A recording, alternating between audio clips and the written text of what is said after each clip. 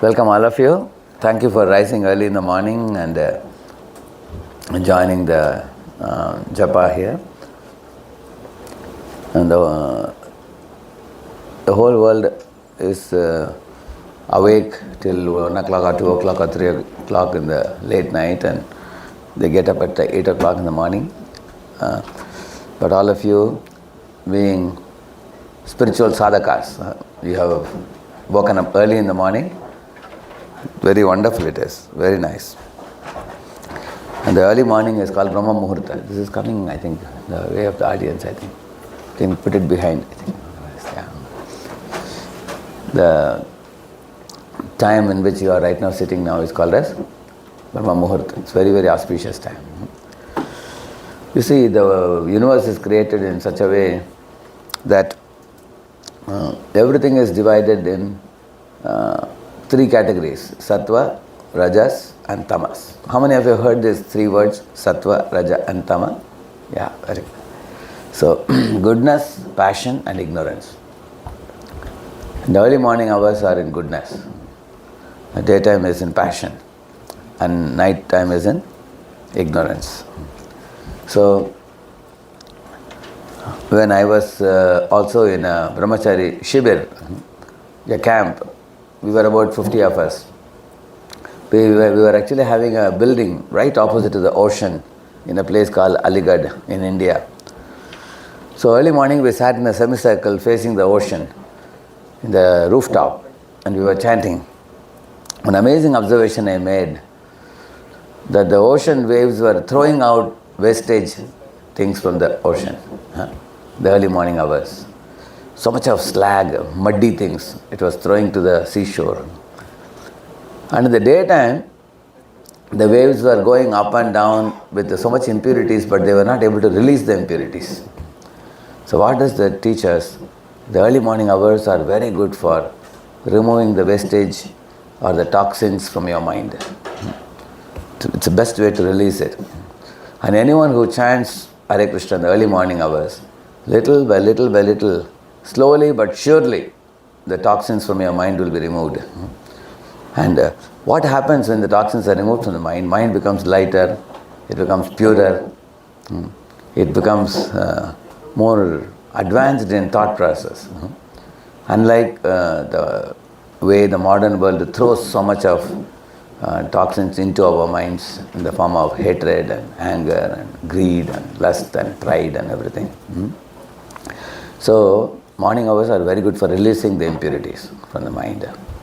So these impurities are like the viruses in a computer. The computer virus, makes the computer either hang or the computer is going crazy. Hanging means tamaguna. Crazy means rajaguna. Srila Prabhupada used to say, when one does not have adequate sleep at night, then next day morning the mind is heated up. Whole night somebody is keeping awake. Next day that head is heated up. So Prabhupada said he will be crazy. And if somebody sleeps too much, 10, 12, 14 hours, then he becomes lazy. So lazy means tamaguna. Crazy means rajaguna. So Prabhupada said if you want to go beyond lazy and crazy, then you want to have your mind rosy, very fresh, like a fragrant rose, then you have to come to Sattva-guna. I'll tell you a little story. You will appreciate this, I believe. Once upon a time, 3 friends went to a forest and they were actually planning to return back by noon time. But somehow it became very late. It became 2 o'clock, 3 o'clock in the middle of the dense, dark jungle. They couldn't return back. They were hungry too. So they sat down. The forest was full of, thorny bushes. They were very hungry. They're wondering, what are we going to get to eat? There doesn't seem to be any village in the neighborhood. So while they were wondering, one of them said, okay, let me find out. He got up. So he walked a little distance away from there. And he found a large mango tree with a lot of mangoes. So he was amazed. Even in the middle of the forest jungle, there's such a nice mango tree. So he was amazed by God's creation. So many people who pass by the forest, they should have something to eat. So I think God has arranged this. So kind, he thought. Then he wanted to pluck some mangoes. And then he thought about how the great sages in the ancient times would not harm other creatures unnecessarily. He thought, I don't want to even pluck a mango. If any mango is fallen on the ground, I can take it. So he looked around and he saw a dozen mangoes strewn on the ground. So he picked up a couple of them and washed them and offered to God. And then he ate those mangoes, which were delicious, like Alfonso mangoes. They were having a thin skin and a small seed and mostly pulpy. He relished that. And then he expressed his gratitude to tree and to God. And he told the tree that I have received some service from you, so I also should do something in return to you. So then he sowed those seeds on the ground and said, from these seeds your children will be born later. So that is my little service to you. And then he went back from that place. And he told his two friends that, you don't have to walk a long distance. At a stone's throw, you get a nice mango tree and have nice mangoes. So the second fellow got up and he ran there. And seeing the large tree with mangoes, he tore down 2 branches along with mangoes and put it on either side of his shoulder. And he ran to the neighborhood village somewhere. He said, now I will sell firewood, I will sell mangoes, and I will make a lot of money. So his mind was fixed on money making. And he forgot his 2 friends also. So, and he never thanked the tree either, nor did he thank God. His mind was fixed only on his own interest. Then the third fellow got up. He was also hungry. So he went to the tree. Seeing the large tree with mangoes, immediately he said to himself, when I planted a mango sapling and watered it, it never grew like the way this tree has grown. How can this tree grow without any attention of anyone? He became envious of the tree. And not only that, he saw one of the mangoes fallen to the ground. He picked up, one side it was green, other side it was red, which means it's not a good quality mango. When he put in his mouth, it was very sour. So he became angry on the tree. Already I am unhappy with you. Now you are giving me a sour mango. I am going to burn you down now. Like that he said. He became envious of the tree. So, 3 fellows responded in 3 different ways. Now I want all of you to answer me. The first fellow, 4 or 5 qualities you can think of, the way he dealt with the situation. Anybody? You have another mic with them? One more mic, only one mic we have? I think there are 2. 2 mics, yeah. Yeah. Yes, please give it to them. Any of you raise the hand, mic will come to you. Okay? Yeah. Reverence. Yeah, can. You need to display on the TV. Your screen. It'll come? Okay, afterwards. Okay. Yeah. Yes?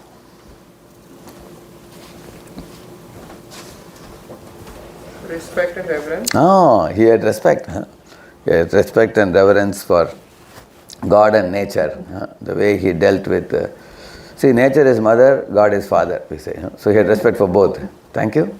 Anyone else? Content. He was content. Content. Very good, yeah. Correct. He was very contented. He was not greedy. Whatever was dropped to the ground by the tree, he accepted. Thank you. Anyone else? Yeah, that is. Serenity and gratitude. Yeah, serenity, gratitude. That is one of the symptoms of goodness.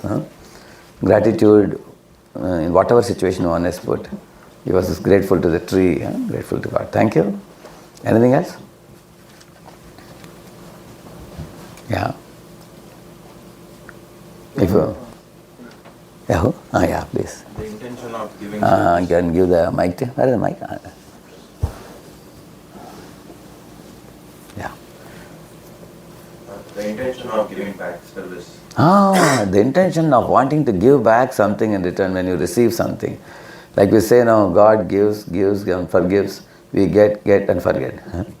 So most people actually take from nature so much, they don't want to give back anything. So although he took a couple of mangoes from the tree, he gave back 2 trees, 2 tree babies to the mother tree. So he wanted to give something back in return. In Amazon they are cutting down millions of trees, to make cinema magazines and other books and everything. But how many people are giving back to nature? So he had a habit of giving back. So people in goodness, they always think of the larger welfare. He wanted to give back. Very good. Thank you. Yes? Anyone else? Anything else? So many good points came up. There is one hand up here behind.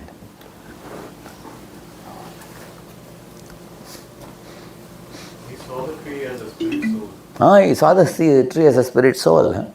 He saw it as a person. And he also saw that the nature is guided by the Supreme Personality of Godhead. So he thanked God for offering the mangoes. He was grateful to God, grateful to the tree. Very good. Thank you. So these are all habit of people in sattva, mode of goodness. They have a very cheerful disposition and they are enlightened with knowledge. These are symptoms. They are grateful, all these things. Okay, what happened to second person? Anybody? You can say about the second fellow. What is something striking for you from the behavior of the second fellow? The first thing would be the greed. He saw that tree, he was Exactly, he was very greedy, yeah. the only thing he had in mind was money. Exactly. He was greedy. So these people have eyes. It is said, Jagat Dhanamayam Lubdaha Kaminimayam Itivat Pashyati Hare Shariram. When Jiva Goswami says, Jagat Dhanamayam Lubdha means wherever they turn around, they see everything in dollar notes only. They will not see anything else in this world. Somebody comes in a car, they will ask, how costly is this car? Somebody gives a gift, they will ask, how costly is the gift? You see, in terms of only money only. And a lusty person sees everything in terms of lust. And a godly person sees everything in relation to God. So the, paradigm. His paradigm was greed. Very good. Thank you. Anything else? Cruel. I mean, he was also cruel to the tree, like breaking the branches. He was just tearing down the branches and taking away. And did he express any thankfulness to the tree? No gratitude, no thankfulness. Which means these people tend to be aggressive and competitive, climbing on the heads of others to climb the ladder of success. They just don't bother about anyone else. So that is also called selfishness. Selfishness means, I, me, mine culture. So modern day culture is called as me culture. Everybody thinks about whom? Me. They don't think about others. Anything. And that's one of the reasons for the divorce rate increasing, or the, murders and shootings and all these things increasing. People just don't care about others. So he was thinking only about himself and passion. So he had a profit-making mentality or a greedy mentality, selfish mentality, and he didn't bother to thank or express gratitude. So these are symptoms. Very good. And the third fellow, anybody else who hasn't answered till now? Anybody would like to answer? The third. Sri Krishna wants to answer. Give the mic to him. He was jealous of the tree. Exactly. Comparing with, He was making an unhealthy comparison. He was thinking, I tried to grow a sapling, and why the sapling didn't grow? Because he didn't fence it. When he didn't fence it, some goat put them out, and once the goat eats a plant, then it doesn't grow. So he doesn't think about his fault. He only is making unhealthy comparison with the tree, and he became envious of the tree. He became jealous of the tree. Very, very good. So those who make unhealthy comparison, they never think about their progress. They only think about how to pull the leg of others, how to cause trouble to other living beings. Very good. Thank you. Anything else? Anything else you observed about the third fellow? Yeah. Did he get the right mango to eat? That also has something to teach us. Anybody else? Anybody? Maybe it's because he just tried one mango and because it came out sour, he made his decision. Yeah. So what should he have alternatively done? What could he have done? Patience, like tried other mangoes. He could have tried other mangoes, yeah. So, in this world, that we live in, we all need one very important quality called discrimination. What is right, what is wrong, what is good, what is bad, what will benefit us, what will harm us, what to pick, what to drop. So we need to make that kind of discrimination. One boy asked Srila Prabhupada the question, Swamiji, God has created tobacco. That means I think God wants us to smoke cigarettes. That's the conclusion the boy came to. Prabhupada told him, you see, God has created a datura poison plant also. So do you eat poison plant leaves? The boy said, how can I eat that? I will die. Then Prabhupada told him, that means you have the ability to say no to certain things in this world and yes to other things. So God has put both, but He wants you to discriminate what to accept. Because when you smoke a cigarette, it causes lung cancer.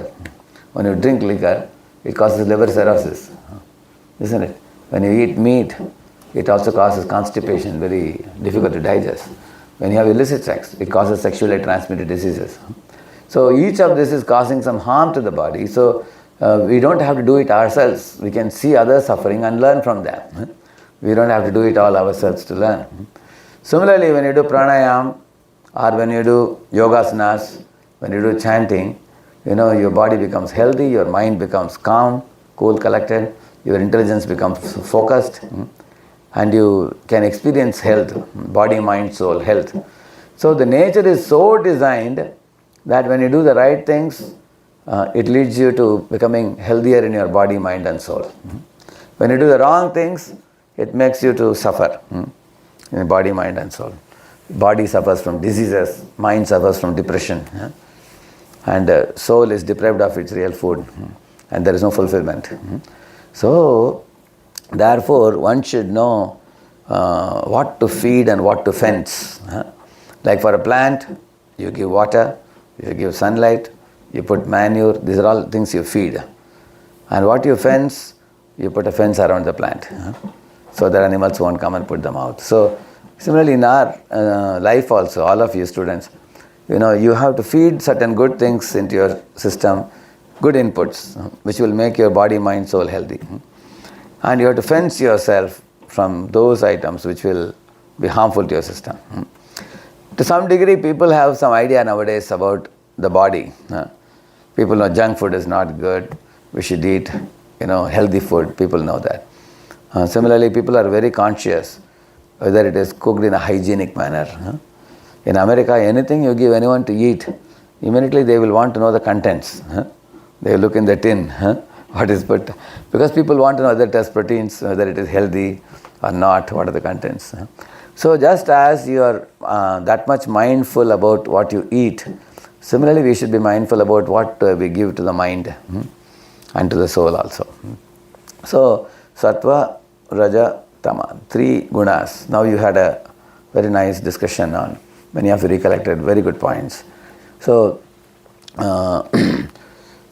these 3 people have 3 different tastes. Say for example, there is a first floor, second floor and third floor. You are walking on the road. You see in the first floor, there is a beer bar, there is a permit room, there is a cabaret dance going on. People are drinking, smoking, dim light, you see that. Then the second floor, you find there is a gym, there is a beauty parlor, one for women, one for men. Nowadays there is beauty parlor for men also nowadays. Yeah, isn't it? So the gym, people are building their bodies and increasing their biceps and everything. Treadmill, everybody is shaping their bodies. And then in the third floor, you find there is a yoga studio where people are doing yogasanas, pranayam. And there is a ISKCON temple like we have in ISKCON Boston, like that. So if these 3 floors are existing in one building, anybody walking on the road, what do you think they will choose? On what basis a person is going to choose the first floor or second floor or third floor? Any of you? Yeah? First floor is probably for someone who seeks instant gratification. Yeah, Second correct. one is probably who sees themselves in a longer period of time being healthy and fit. The third one is someone who probably is looking for is willing to show gratitude towards a longer spectrum of life and probably even afterlife. So Okay. I remember someone Prabhu teaching me in the class about super soul and instant gratification and everything. So that's how they would probably be. So you're right. And if someone were to choose one of the flows where to go, what determines his choice? His mood at that time. Yeah, exactly. Yes, his mood. His mood at that time. His mood. Actually, his taste also. Like you all have come for this retreat here, this weekend. You've taken out your time. So somebody may go to a movie, somebody may go to a party, somebody may come for a retreat like this. So if one is inquisitive about the meaning of life, purpose of life, goal of life. Why are we suffering in this world? How do we rise above all sufferings? Then what is this creation? Is there any higher meaning and purpose to life? So then they are likely to, go to the third floor, the top floor. And they also want to know how I can understand what is my inner calling, what is the life meant for. So they're thinking people who can think and then act. So, and the passion means generally you act and then you regret many times.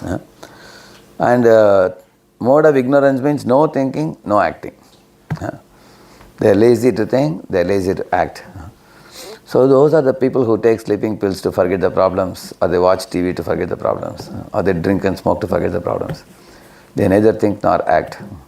But people in passion, they act and then they regret often. Because passion means you are driven by instinctive pleasures. Driven by what immediately can gratify me. Like I heard a story, a man had a mongoose in his house. You know mongoose? Yeah. So his wife one day brought a pitcher of water. She saw some blood droplets in the mouth of the mongoose and she became afraid, horrified. Maybe my child is eaten by the mongoose, she thought. She threw away the pitcher on the top of the mongoose and the mongoose died. When she went inside the house, the child was pretty safe, sleeping peacefully. Then she again came out to see where did the blood droplets come in the mouth of the mongoose. And sure enough, nearby she found a snake which was cut to pieces by the mongoose. In fact, the mongoose had fought very hard to protect the baby by fighting with the snake and killing the snake. So the mongoose did good work for her child, but in turn what she gave was, she killed the mongoose. Then she cried out bitterly and she tried to bring the mongoose back to life. Could she bring? She can't bring. This is passion. Passion means people act and then they regret. They are driven by instinct.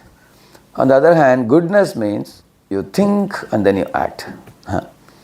Another story reminds me of this. When Newton one day went for a stroll in the evening, when he returned back, he saw something very shocking. The papers which he had researched for 5 years and kept on his table was all burned down to ashes because of his dog Diamond turned down a candle.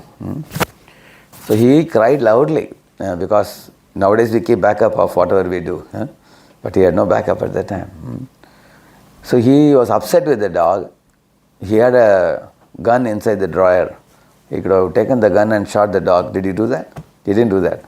He told his dog, "You foolish Diamond, you don't know what you have done to all my research work. And even if I shoot you, I am not going to get the papers back." So he just forgave the dog. So goodness means forgiveness, tolerance, humility, understanding, gratitude, all these sublime qualities. So if you want to become a thinking man, think and speak. And look before you leap. Think before you act. That is goodness. Not act instinctively and regret later. So certainly in a country like America, people are very active. They are driven by activity. They run very fastly. But actually, a spiritualist is a person who is a long-range thinker. He can see, he is far-sighted, not short-sighted. So in the Vedic literature, it says that the very first thing that you should learn is one should liberate the eternal soul from the dying material body. You are different from your body. The body is a dying material body, whereas the soul is an eternal soul. just like a parrot in a cage. The cage is dead, but the parrot is alive. So that to liberate the parrot, to free the parrot and help the parrot fly in the free sky. Similarly, naturally parrot will be happy if you relieve the parrot from the cage. Similarly, the soul also, when it is relieved, right now you see when the cold, you all have just about to complete the cold winter, isn't it? January to May now. So how it was in January, minus 20 everywhere, there was ice, isn't it? Freezing cold of the winter. So one part of the world, in America, people are suffering from freezing winter. In India, people are suffering from scorching summer. You find that. So in this world, we are all trying to tackle the sufferings, whether it is bodily or mental. But if one can free the soul and send the soul back to his original home, it's like a bird flying in the sky comes back to its nest. Similarly, spiritual world is a nest. We have to go back to that nest where we will experience the greatest comfort and happiness with no old age, no disease, no death. And that is possible if one takes to the practices of spiritual life. So, there are many paths. There is karma, there is jnana, there is yoga, there is bhakti. I took to this path of bhakti yoga for one reason. Because in karma, you engage your senses in activity and then offer the fruits to God. In jnana, you engage the mind to speculate about the truth by researching into the Upanishads and everything. In yoga, you engage your intelligence in concentrating and focusing on the super soul in your heart. And in bhakti, you let your heart be stolen by the Lord in love. So, when heart goes to the Lord in bhakti yoga, then intelligence, mind, senses, all of them run along with the heart. Therefore, the bhakti yoga is called as yoga of love. And Srila Prabhupada writes, love is the last word in transcendence, he says. So, peace is not the last word. When I was in Brooklyn, New York, I gave a lecture to the Western American audience. I asked them, if you were to vote for either of these two, peace or love, what would you vote for? I asked, which is greater? So 90% of them chose peace. I was amazed, how is it? What about love? They said, we already have experienced a broken love, we don't want love, they said. Then I understood, they are talking about the negative axis. Then in negative axis there is broken love, but beyond that negative axis is 0, and the positive axis there is love of God. We are talking about that love. So, in negative axis we see the world of quarrel and misery. In 0, shanti, shanti, nirvana or peace of mind. Whereas in the positive axis, the pure, genuine love between the soul and God. So that love, if one, that's called as love agape, we call it universal love. If you love God, you can love all. You have no enemies in the world for you after that. So then they understood. At the end of the class, I asked for a vote again. What do you think? Which is greater, love or peace? Everybody voted for love after that. They understood love of God. So, our movement, this movement is teaching how to awaken that love and go back to your original healthy condition of living, where you are free from old age, disease, death, repeated birth and everything. And it is not a passive world, but it is an active world, because it is said love is personal, active and reciprocal. It is personal. God is personal, you are a person. It is active. There is exchange of love in Vrindavan, Ayodhya, everywhere you will find. And it is reciprocal. So, we do this chanting of the holy name, which we do Hare Krishna Japa. This Japam is actually to delete all the impurities in our mind and bring the mind to a healthy state. In that healthy state, the love awakens. Just like red hot coal, sometimes covered by ashes. After you blow off the ashes, then you see the coal. So the purpose of the Nam Japa is twofold. One is to remove the ash-like impurities like lust, anger, greed, pride and all those things, especially Rajaguna, Tamaguna. And then blossom that love of God. And then connect with God in love and then return back to Him. So we are going to repeat a prayer which I will show you. You can connect this one. So now we are going to chant some few rounds of japa. But before that, this prayer is very wonderful to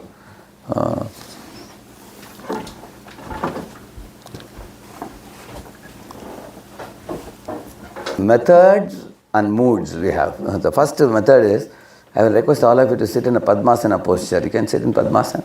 Like some of you are already sitting like this. That posture is very good. And with both your hands straight like a bamboo. You have seen bamboo doesn't bend. Correct, like that, yes. Then you will never feel drowsy. You feel very fresh. And keep your spine straight. So 3 things should be straight. Your spine and your 2 hands. Yes. In this posture, nobody will feel drowsy. You feel very fresh. So, and this is going to come? Here. Where is coming? Here. They can see, all of them can see. Yeah. Here is connecting here. Yes, the method is about keeping the body straight, one thing I told you. And also, all of you please repeat after me. Chant audibly, pronounce clearly, hear attentively. 3 things you have to combine. It's coming, very good. So chanting audibly means, we should not chant in the mind, because if we chant in the mind, sometimes we go to sleep.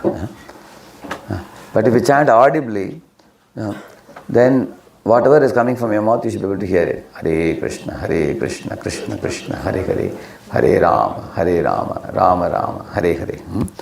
So, and then the mood is, what is the mood? See, the mood of chanting the holy name combines the actions of the mind and heart, namely thinking and feeling. Lord Chaitanya Mahaprabhu advised all devotees to be free from false ego and to think oneself lower than a blade of grass. With feelings of deep submission and surrender, one should beg Sri Radha for service. Merely chanting the holy name is not enough. The chanting must be backed with such feelings of separation. And Prabhupada instructed devotees to cry out the holy names like a lonely child crying in separation from his loving mother. So, in the path of Bhakti Yoga, what is unique in Bhakti Yoga, like a child in the lap of a mother is very safe, and the child doesn't have to bother about anything. Imagine if a child has to go from America to India, the child doesn't have to worry which airport to go, which plane to catch. It just has to be with the parents and be under the custody of the parents. So in the path of Bhakti Yoga, we put ourselves at the feet of the Lord and we surrender to Him. So therefore we are going to recite some prayer. See, this is called as Bhuta Shuddhi prayer. The Bhuta Shuddhi prayer will help us to forget our material identity and to get ourselves into a spiritual identity. So here is a prayer you will see. Please all of you repeat this. I am by nature the eternal servant of Krishna. But because of my bad fortune, I have been inimical towards Krishna from time immemorial. Identifying with my body, I have been continuously wandering in the cycle of birth and death in the material world, suffering the burning threefold miseries. So the threefold miseries are, one misery is arising from body and mind, other miseries arising from the other living entities troubling us, other miseries coming from the natural calamities like California fire or Myanmar earthquake and things like that. Yeah. As a result of some unimaginable good fortune, I have attained the mercy of my spiritual master, and now I know that I am Krishna's eternal servant. I am an infinitesimal spiritual being, completely apart from the gross and subtle body. I have obtained the good fortune of serving the lotus feet of Sri Guru. Under his order, I am following in his footsteps to serve the lotus feet of Sri Radha and Krishna. So this is the preparation of the mood, where the first point talks about I am eternal servant of the Lord, I have turned away from the Lord. Second step talks about, because of identifying with the body, I am undergoing the threefold miseries in birth and death and all. And the third one talks about the good fortune of getting a guru. like Srila Prabhupada's Acharya, under whose guidance we are practicing all this. And fourth one talks about our infinitesimal position. God is infinitely great and for an infinitesimally small. Like that. By this, adopting this right mode, then one can enter into the japa. This is from Sanat Kumar Samhita. There is a recitation of following 5 prayers, and they say that it quickly awards our direct service to the divine couple. So what is the service to the divine couple, Radha and Krishna? You all know Hanuman. Hanuman took the message from Lord Rama and gave it to whom? Sita in Lanka. Then he took the message from Sita and brought it and gave it to Rama. And then ultimately he united both of them. You will see that. So, is the absolute truth male or is absolute truth female? The scriptures say the male is often seen as the original and powerful, extremely mighty, one who is a provider, protector, guide, and that kind of role males take. And the female form is seen as soft, nourishing nature, soft nature, tenderness, kindness, compassion. These things are seen. So absolute truth has both the aspects. Therefore we call the supreme truth as Ardhanarishwar, we call it. Half man, half woman, we call it. Like Lord Shiva and Parvati you have seen. Similarly Radha and Krishna. Similarly Sita and Ram. The absolute truth has both male and female aspects. So the female is the motherly aspect and the male is the masculine aspect, powerful aspect. So power, therefore we say power and the powerful. Shakti and Shaktiman. So Lord is called as Bhagavan and his consort is called Bhagavati. Lord is called Shaktiman and his consort is called Shakti. Correct, no? Lord is a predominator and she is predominated. So Lord is the master and she is the servant. So in this way, the God is called as Supreme Personality of Godhead. And Radharani is called as Supreme Personality of Servitor Godhead. She is called. He is called as Sevaka. Sevya Bhagavan. She is called as Sevaka Bhagavan. One is a served, other one is a servant. So in this way, the absolute truth has both male and female aspect called Radha and Krishna. So here this says that if we meditate on these 5 prayers, then our chanting of Mahamantra can be very powerful. Because according to the Srimad Bhagavatam and all the Vedic literatures, when we return back to the spiritual world, it's a beautiful home where the ultimate mother and father reside with millions of children like all of us. And the spiritual world is a colorful place with a lot of activity, bustling with activity. There is chanting, there is dancing, there is dramatization, there is eating. All activities are there. Only difference is who is the center there? Krishna is the center there. Whereas in this world, everybody wants to be themselves the center. And there, everybody wants to do seva. And here, everybody wants to do bhoga. Everybody wants to enjoy and exploit. That's the main difference. Otherwise, that world and this world, there everybody's body is made up of what?